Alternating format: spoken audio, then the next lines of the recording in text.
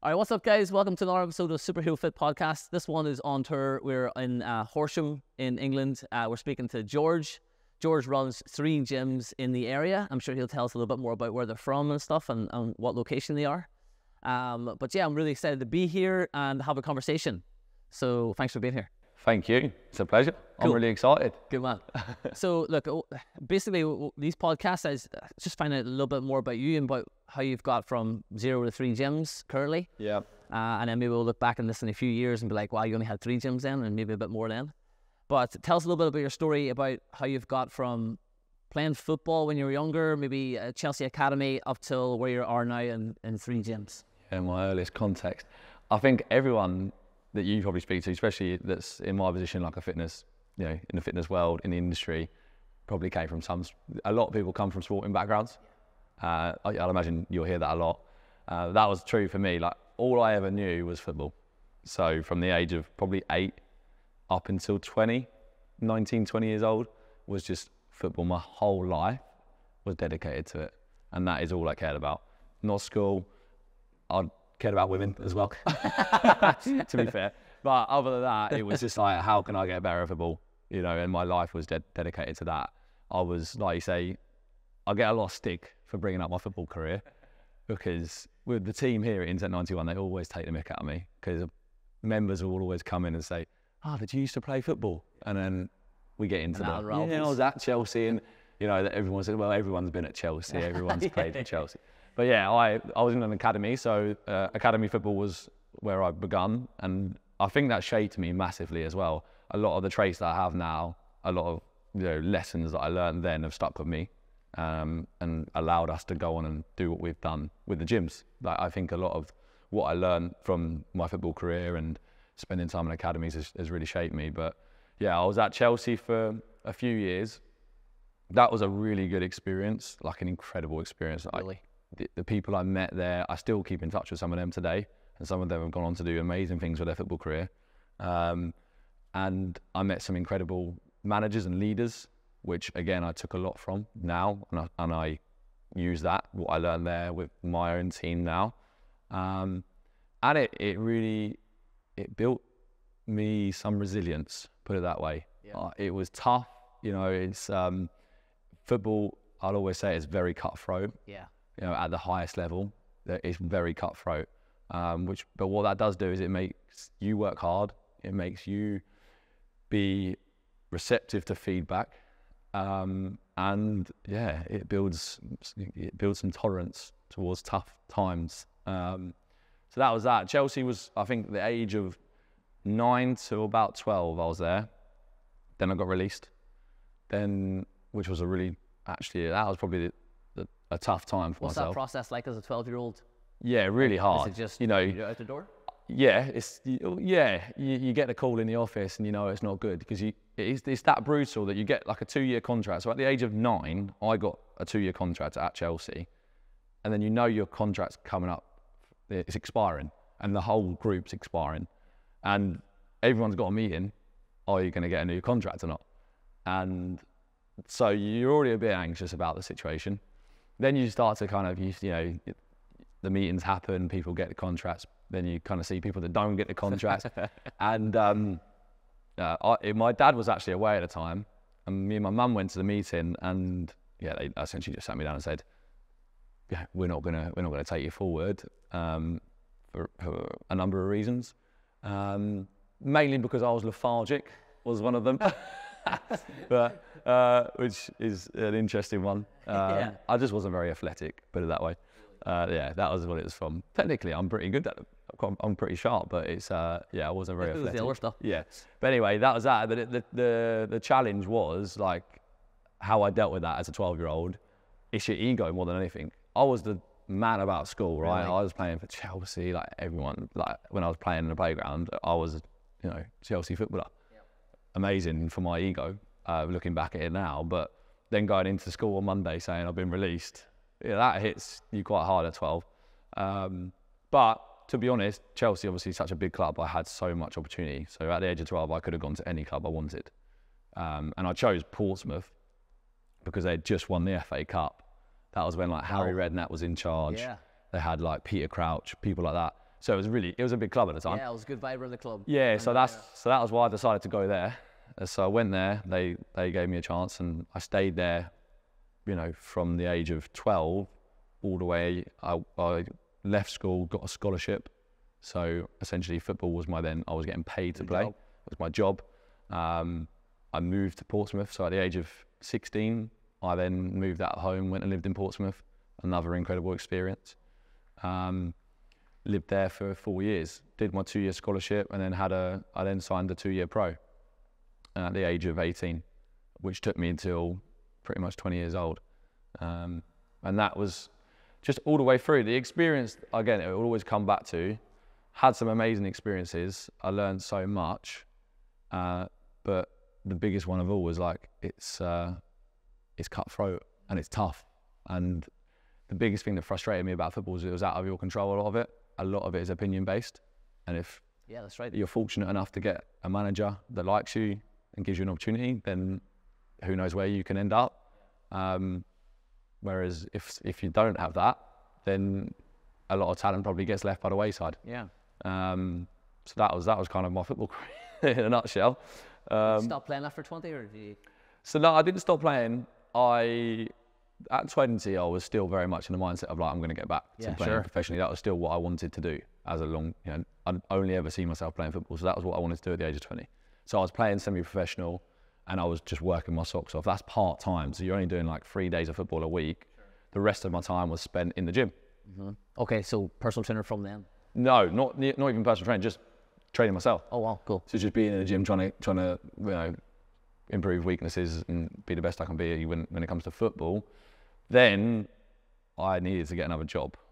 So like, I was doing the part-time football, but it wasn't even from a money perspective. It was more the fact that I was just couldn't deal with only doing part-time football. Sure. I was bored.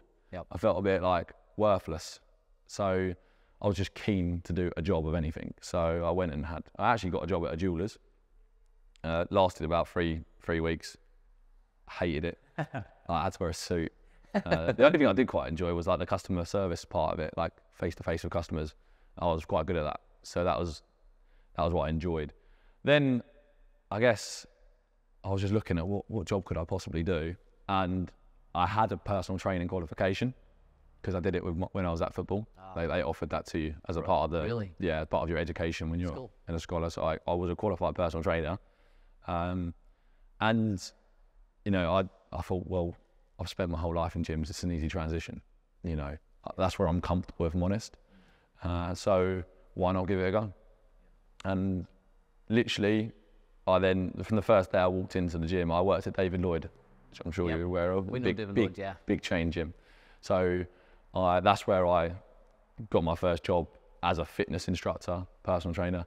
As soon as I walked in that gym, and I say this a lot, but I genuinely loved it, felt at home, and I knew, I was like, wow, like this is so cool. I feel so comfortable here. Like all I want to do is own my own one of these. Like in my head, I was like, I'm going to own a David Lloyd. Really? Like I just want my own facility. Cool. This is like where I see myself. I love the fact that everyone's trying to get better. Everyone's feeling good about themselves here.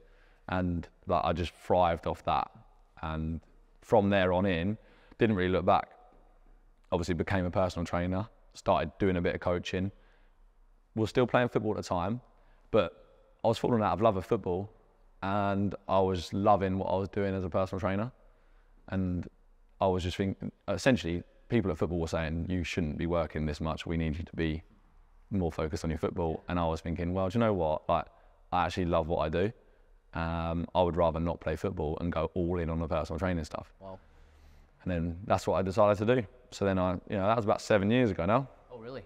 Yeah, just completely stopped playing football, went all in with the personal training, and then it just went from strength to strength. Not even locally, just no local teams? No, nothing. To be honest, I just work my socks off when it comes to Yeah. That's how we've got to where we've got to today. Like from the age of just all in 21 to where I am now, 28, for the last 7 years, I've devoted everything to the industry, to building my personal training business and brand, I suppose. And that's how we've gone from being an absolute rookie as a fitness instructor at David Lloyd when I first started to now where we've got 3 locations, our own gyms, and a big team of coaches that work to help us do what we want to do. So that was all down to just literally grafting and not being afraid to wing it at times, and just I love it. So we're in the third location now. This is the third one you've opened? This is the third one we've opened, yeah. So we opened our initial location, our HQ, as we like to call it, Worthing.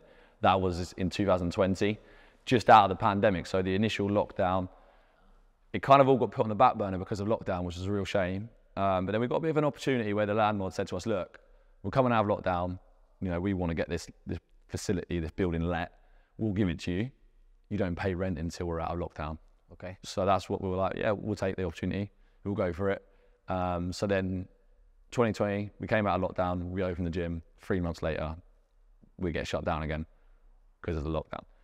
Anyway, that was like 6 months then of, you know, lockdown, Zoom workouts, all of that stuff. But to be honest, it all went fine. It was, you know, we got out the other side of it. Probably didn't feel like that at the time, but, you know, we did what we needed to do. So that was that, but it went really well. Our initial location went really well. So then the obvious, like, for us, it was, we wanted to do something big within 1091. Like, was that always the goal? Instead of like you just started your first one, was it like, let's see how this goes first, or was it always, let's do something big? Yeah, I've always wanted more. I'm sure you don't really do what I've done unless you're an A-type personality that wants to always be striving forward and you know, progressing. So it was kind of, it was a natural like progression that we were going to grow these gyms, and I want to, you know, one gym was great, but when we conquered that and knew it worked and had a good model and I had a good team as well, it was like, we'd be silly not to scale this. Like, I'd rather take a risk, have a go at it. If it all fails, we can always go back to doing what we were doing initially. Sure. So that was the kind of, that was the view on it, put it that way. But what was harder, going from 1 till 2 or 2 till 3? 2 till 3. Oh, really? Yeah, 2 to 3's been more challenging than 1 to 2. Really? 1 to 2 was super smooth, actually. Right. With what one, we were pretty comfortable. We had some really good systems in place. We've got a really good team. Team meaning? A team meaning, like, obviously Emily, my business partner, is incredible what she does. So that was obviously really helpful. Myself, then we had a gym manager at Worthing, and then the coaching team were great. And then we hired a really good team. So the way that we did it with our second location is we hired a manager in, we hired 3 coaches as well, and that team was just fantastic. They did so well. They came on board. They were aligned with like our values. They understood the mission, and they literally smashed it out of the ballpark from day one. I didn't even get involved, to be honest. Really? I didn't get involved at all. But that's good leadership, right? That's good. Maybe. Yeah, I think something. I think that doesn't just happen, right? No, I think it was down to the systems. I think it was down to, like, you know, we got them aligned with what we wanted to do, and they understood that, and we got it all right to some degree.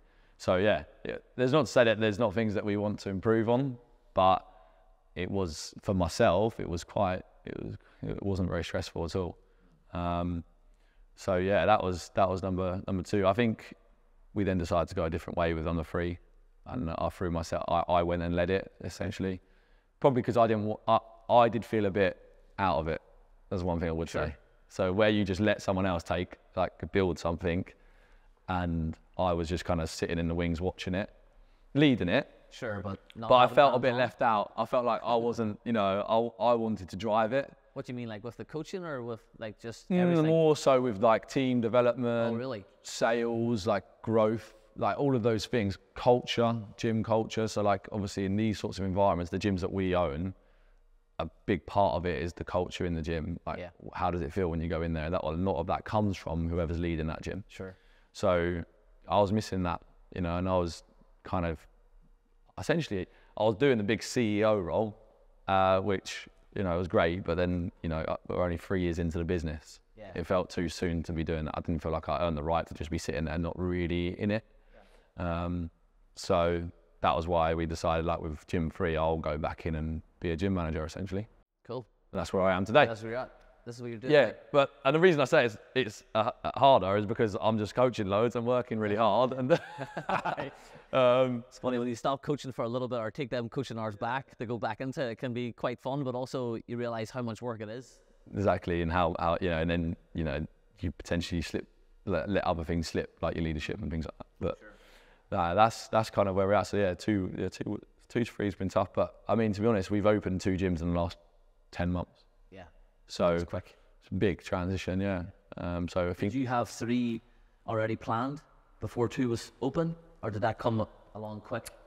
Came along quick. So we had. I'm sure we'll get into like how we got to having 1, but when we decided that we're going to raise more investment and open a second, the discussion was, look, our ambition at the gyms is to get to 10. So we want to have 10 Intent 91s in the next 10 years. That's our ambition. So we want to make a splash. Like we won't hold back. If 2 became available, 3 came, we'll do it now and we'll go for it. And that's kind of what happened. We found the second location, which is the brewery in Brighton Hove. We found that, and then it's a bit of a funny story about this one. We were going on that, and then the third one, which is Horsham, which we're sat in now, me and Emily were having lunch over the road actually in it's like a super nice spa, like health club. We should have went there. Which we should have gone and filmed it there. Lovely space. And anyway, I was looking around there and they've got a gym, obviously membership base and everything, really popular. Cool. And I was just chatting to the people about the memberships, like, what's the crack? And they were like, well, it's full and you can't even get a membership. Like 6 months is the wait list. And like the average price was more than what you'd pay to train with us. There's no coaching. Wow. And I was like, wow, this has got to be a good spot to own one of our gyms. Came out from after lunch, we were like, right, we've got to find a gym around here. Drove down the road and we found this unit. And which didn't look like this. It didn't look like this, no. It was a shed, essentially. And we rung up the agent, and they said it was taken. So we were a bit gutted. And then 2 weeks later, they phoned and said it's available again. Wow. So we were like, well, it looks like we're doing 2 at once, essentially. We're going from 1 to 3 instead of just a second. And then that was it, yeah. Brilliant. And it's proved that we were right, to be fair, because it had a really good start. Good to take action. Yeah. What about your first one then? You went from personal training and David Lloyd? Yeah. David Lloyd to... So I went from personal trainer to David Lloyd, personal training in David Lloyd. I then went and did my own thing. So I left David Lloyd and was just like a self-employed personal trainer. Boot camps and stuff? In the park? Yeah, boot camps. Yeah. Boot camps in the park, one-to-ones in the park, renting other people's gyms to use as facilities. So I kind of did everything, bit of online coaching, and it was just going really well. I was doing lots, working my socks off, and built a really like strong community. Some may say too strong. It was like a cult at times, yeah. So I was doing I had about 85 clients as a one-to-one personal trainer. Wow. And I was doing about 60 hours. Like some of them did train in a small group, but I was doing on average about 60 hours of PT a week. And it was just me and Emily left her job at that time to come and work with me in the business and essentially sort it out. Sorry, because it was a mess. I didn't even know how much money we were making. I didn't really even know how many clients we had. Yeah. It was just crazy. But all I knew was that people were loving it. People didn't leave. People kept coming back, and I was enjoying doing it. So it's a good mix. Yeah, that was where it was at. And then, so I was a personal trainer, had a lot of clients, and some of them clients were, I guess, like I said, as soon as I went into David Lloyd on that very first day, I knew I wanted to own my own gym. I knew that's the way I wanted to go. So every day when I was working with my clients one-to-one, whether that was in the park or in someone else's gym, the why behind it, why are you doing all this? Why are you building this, this big community of members? Why are you doing so many hours? It was because I wanted to one day be able to say, right, well, we're going to open our own gym now. We're going to progress. And because I knew that would then, that was my way to build a team and free up some time and progress my career essentially. So that's what ended up happening. And yeah, essentially I was very fortunate to work with a lot of clients that were very wealthy, that had been very successful business people. Sure. Were always very keen to give me advice. because they knew where like I was going with it and where my head was and what I wanted to do. So I had a lot of people around me that were very supportive, and that's kind of how it came about, I suppose, speaking to those people. And speak a little bit about the investment into the gym. Like, did you take investment on? What's the process of that? Most gym owners open like in the back of a shed and the dodgiest equipment that they'll ever get, and then try and build from there. Yeah, like I always knew I didn't want to do that. Yeah. So I knew I didn't want to bootstrap it, and I actually had like, you know, I'd saved a lot of cash from doing the PT. So I could have done it with my own money, and the decision in my head, me and Emily, was like, well, do we use our money to buy a house, or do we use that money to open a gym? And in the end, we decided to use someone else's money.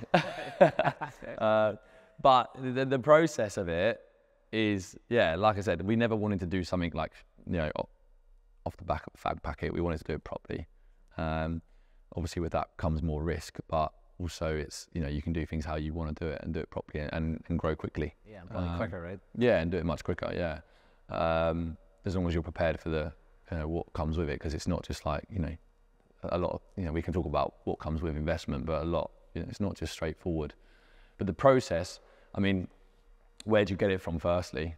That's a lot of times people will ask me that. And it's either going to probably be family, yeah, your own money, which you can invest in the business, or it's going to be from like a client, probably. And I had plenty of conversations with clients about like, would they want to invest in me? So then, yeah, essentially, when the time was right, what you do then is you get a bit of a feel for things. So the thing is, with investment, you've got to have the right person. Yeah. If the person's not right, it could be detrimental to the entire thing. If you don't feel comfortable with them, if you feel like they've got their own agenda and own ideas, and they're going to come in and tell you how to run the business when they may not have any kind of knowledge of the industry, but they want control. I think I didn't want that. So essentially what I wanted was a money guy. Yeah, someone, silent. Yeah, you know, someone that could come in and not really be too involved, but would sort it out. And yeah, I remember the day that I, you know, actually sat down and did my pitch, so to speak, on what it looked like, and it wasn't anything special. I mean, most people probably are too scared to ask. Sure. You know what I mean? And don't feel like they've got everything ready, or they don't know enough to do it. And my attitude to everything has always been like, I'll just give it a go. Like, if you don't ask, you will never get. And people probably look at me and think I've got everything figured out, or like, how do I? And it's not that at all. I've been winging it the whole way, but I'm just brave enough to have a go at it, and then I'll figure it out if I don't know it on the way. Brilliant. So that's kind of what happened. But so you asked and you got. Asked and I got, and yeah, initially, like, there's two ways that obviously you can get investment. Well, two ways that I know about, and two ways that I've had experience of. Isn't that one of them is a loan, so someone gives you money and you pay them back with interest. That's one way. We did that initially, so that's the initial way we went. And then the second way is obviously giving away equity, so you actually sell a part of your business, and someone buys into the business, gives you cash for that. The first way, the loan, is much easier. There's not a lot less to it. It's not as intrusive. As long as they know they're going to get their money back, then they're probably pretty happy. And also, it's quite simple because the bank doesn't give you much. You know, it's quite easy to give them a decent return on their investment.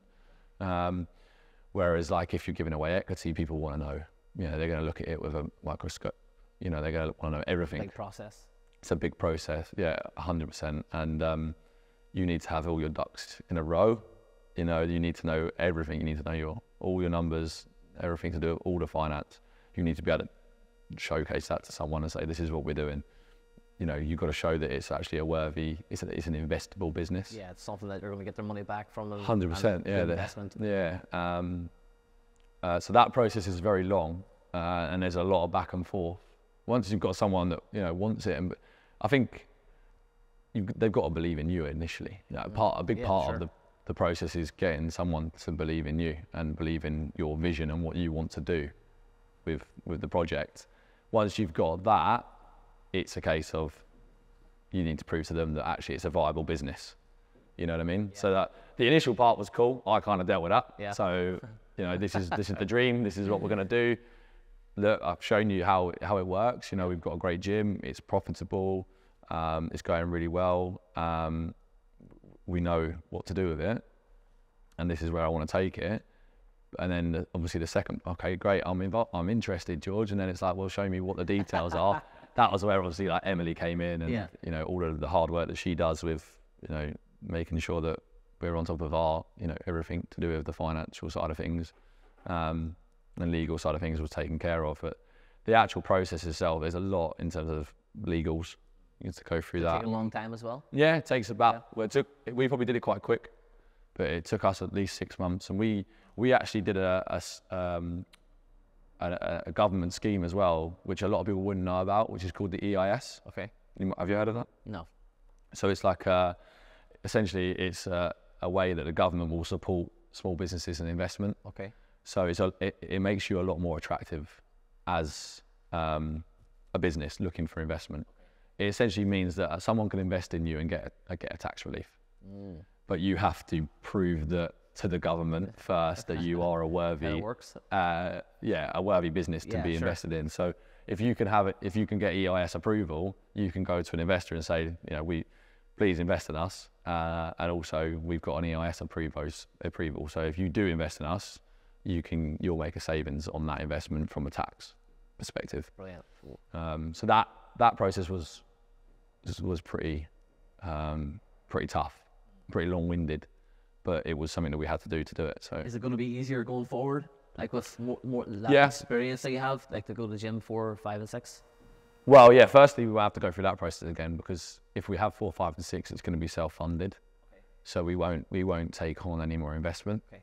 You've got what you want. We've essentially built the foundations and a platform to now get to the end goal of 10 gyms. Okay, cool. So that's what the 3 gyms was all about. It was a case of saying, right, if we can get the investment to get to 3 gyms, then if we can be successful with those 3 gyms, they'll self-fund themselves. Yeah, I suppose it's like compound interest, like the more the profitable gyms, that'll go the next one. Exactly. And I think that's the way to go ultimately. Like you can't just keep raising more money and just open more gyms. It's a bit pointless, because at the end of the day, 5% left. at the end of the day, you've got nothing left in it, and also you haven't actually made any money. So like anyone can open a business. Yeah, anyone could do what we've done, so to speak. You know, in terms of, you know, open a gym and use investment to do it.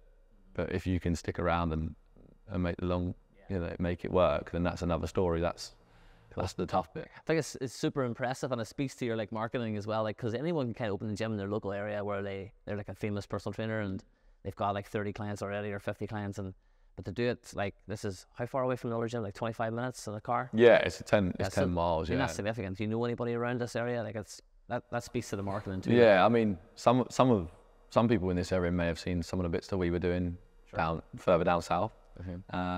But yeah, I think ultimately, if you're going to do what we've done and open and scale gyms, you've got to have a proven strategy when it comes to your marketing. Yeah. There's no way you'll do it off the back of being famous in your local area, or referrals, or just being good at what you do. You've got to be able to get your product in front of people, and you've got to have a proven process to actually turn those people into a customer. And that's something that we learned a lot about in Gym 2. We learned a lot about that in Gym 2, about how to go about, getting the right people in the gym. And I think it looks like we cracked it with Gym 3. We've gone in 12 weeks, we're at 120 members, which the gym's pretty much full at 150 sort of thing. We won't have to worry about it if it gets to 150. So based on that, I think it's pretty positive. But there's a lot of factors that come into that. Sure. It's not just the fact that we've got great Facebook ads. Yeah, sure. Or it's kind of all pieced together. Yeah, it's a holistic approach. The message is right, the product's right when people come in the door, the ads are right that they're seeing online. The whole nurture process before we even opened was good, and it obviously the area was good as well. People needed it around here. People have got, we've got the solution to the people's problems around here. That's what it is. Which is clear to see, and that's if you can do that, then you'll probably be all right. That's simple as that. Yeah. You mentioned Emily a couple of times. Emily's obviously your business partner and your partner. Yes. What's the What's the best part? We'll start with the best part about working so closely together. The best part about it is I genuinely don't think you could do it I could not do this without Emily being in the business. There would be no relationship because it is all in.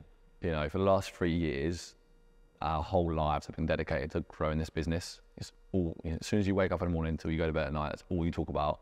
It's all you're trying to do. And we've even got a kid and another kid on the way in the mix and that. Oh, wow. But so the best thing about it is that you're in it together. Like, you're building a life together, and that's what you'll always come back to. So no matter how hard it gets, no matter how challenging it is, you can always come back to, well, look, this is for our future. This is for us, and you can, together, you can kind of help each other get through it. Whereas if Emily wasn't in the business, for argument's sake, she wouldn't understand a lot of it.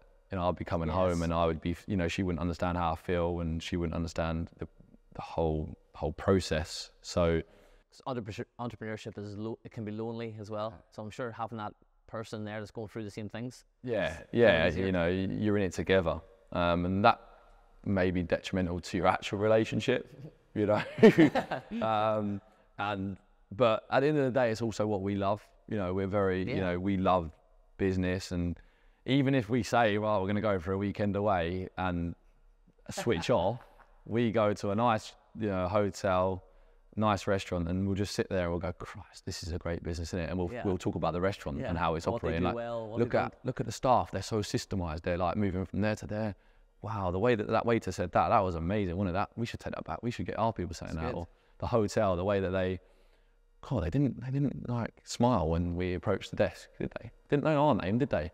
And we'll always be thinking, and it's like, that's just what we are. That's how Whereas we are. If she wasn't in the business, that would sound weird. If you did and to be honest, I would just be sat there. I'd be sat at the dinner table thinking all these things, and she would be talking to me about whatever. You'd be thinking the about kid Chelsea, and how Chelsea Academy stuff. And I would be so zoned out. So I think that's what's so good about it, is that we're so aligned, and we have to have that conversation a lot.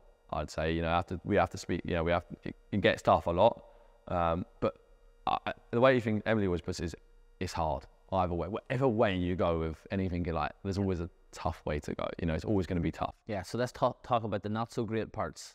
Obviously, the great part is you're in it together. There's got to be times where they're clashing. Yeah, there's a time when, like, especially recently, like, we've had a baby. It's Emily's got a big role in the business. But then also she's a mother, but then she needs support as being a mother. Yeah. And then she needs she's still very driven. She's still very much in this business. So she needs to be able to put the baby down, and I need to go and be able to support her to do that, so she can come and do her job and get fulfillment from that. She's certainly not she's a great mum, but she's not a mum that's just like wants to cuddle her baby all day long. That's not what she's like. She's very driven. Yeah, she's very driven. She's definitely still got her own, mission and where she's going with her career. So all that. Yeah, so that's obviously a challenge, like just balancing home life with it, and just staying sane. I'd say,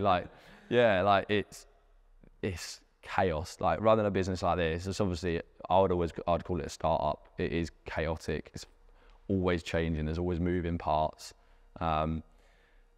So, there's never a day that's like, everything's just like, you can just think, it's all good, we've cracked it. Yeah. And if you even have a day like that, that tomorrow is not going to be like that. Yeah.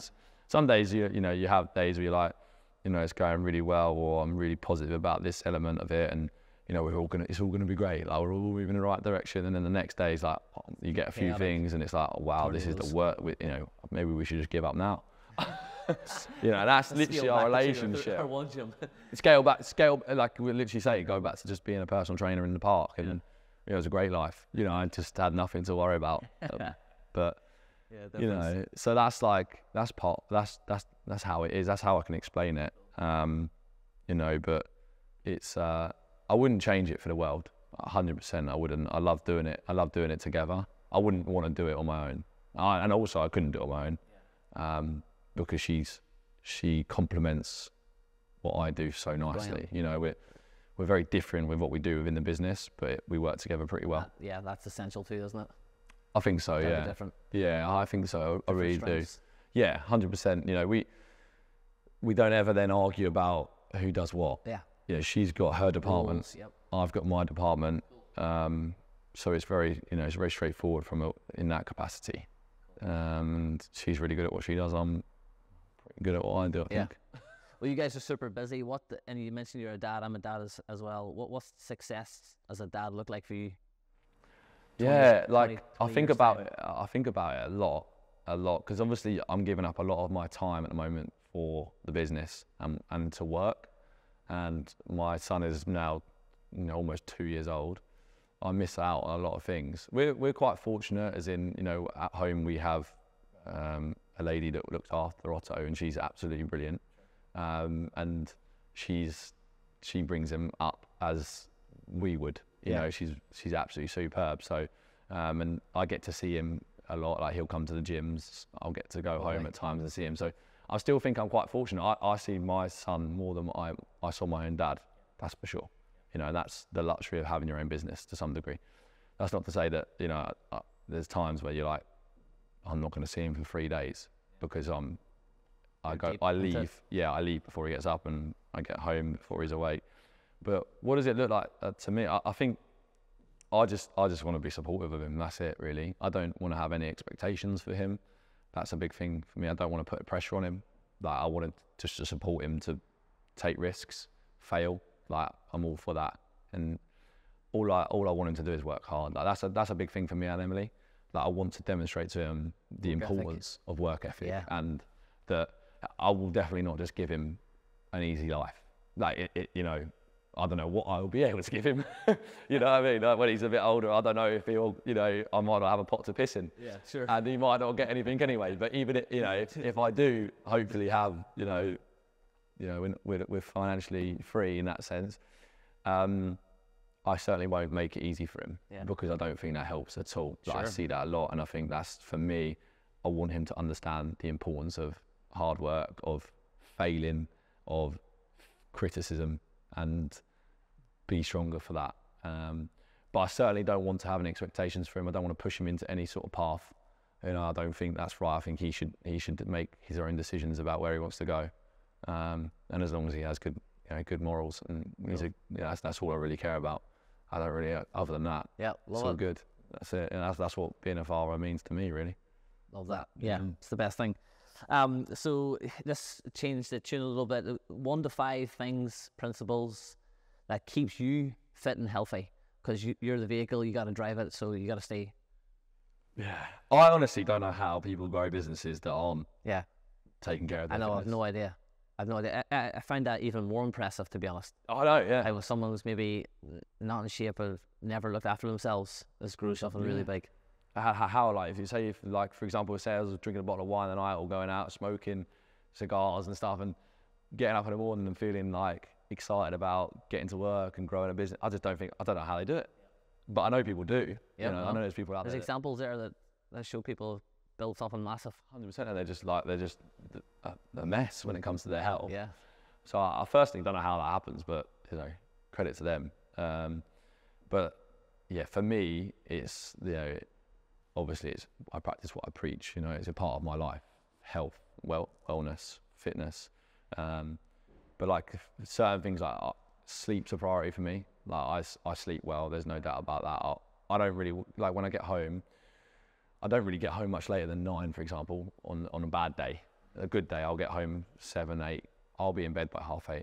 We don't watch TV really together. Do you know what I mean? Our son goes to bed, and you're straight to bed. And we're pretty much like straight to bed. Yeah. Because like me and Emily really value our sleep, and we know that we won't function well if we haven't. Like, I'll get up at 4. Wow, that's good discipline to be able to do that. Yeah, like, I'm not that, like, for me, I will not sit there and watch a few episodes on Netflix, or like scroll social media, or even even chat with them.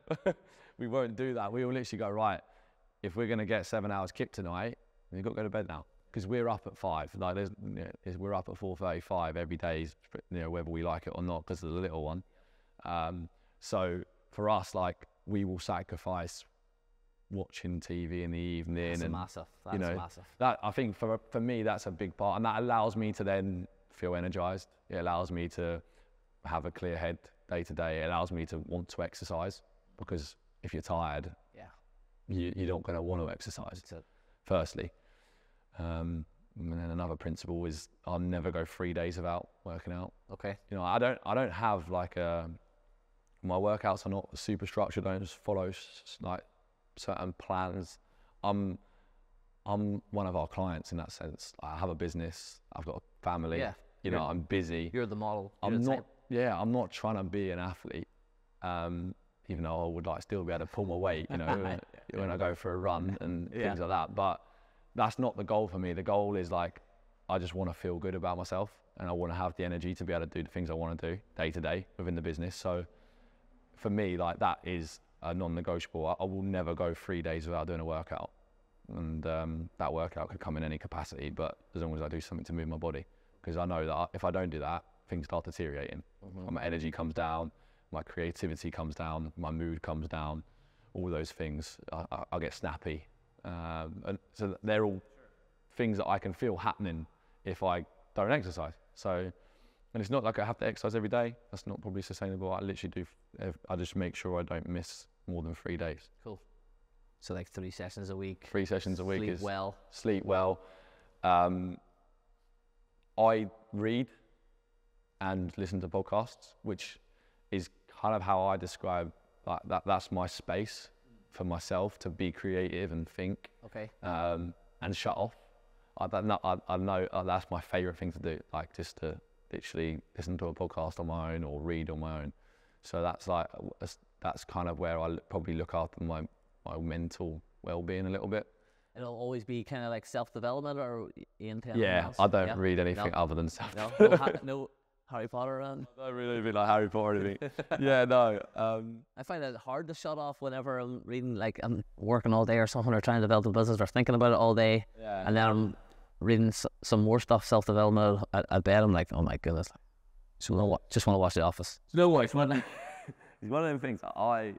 Maybe it's like a little bit, I consume a lot of information, and maybe that's like sometimes it helps me feel like I'm doing something and I'm improving, when I'm just like taking on information. I'm not actually moving the needle. So there's a little bit of that, but I generally like, there's a lot of things that I'm really passionate about when it comes to self-development and business development. You know, so I don't read about training, put it that way. I don't read about exercise mechanics and stuff like that. Or anything like that, you know. I'll read about. I'm really like into business. You know, that's actually what I'm really passionate about. So, leadership, marketing, sales. Those are the things that I will read, listen to. Like, I don't listen to like fluff or read fluff. You're getting something from it. Yeah, and even if it's just the fact that I'm not going to apply any of it. I just like to feel like I'm, you know, involved in a business in some capacity. But that's that, yeah. And then, so really that's reading, sleeping, training, obviously food. Like, it's easy to say, but it's always been a part of my life from forever.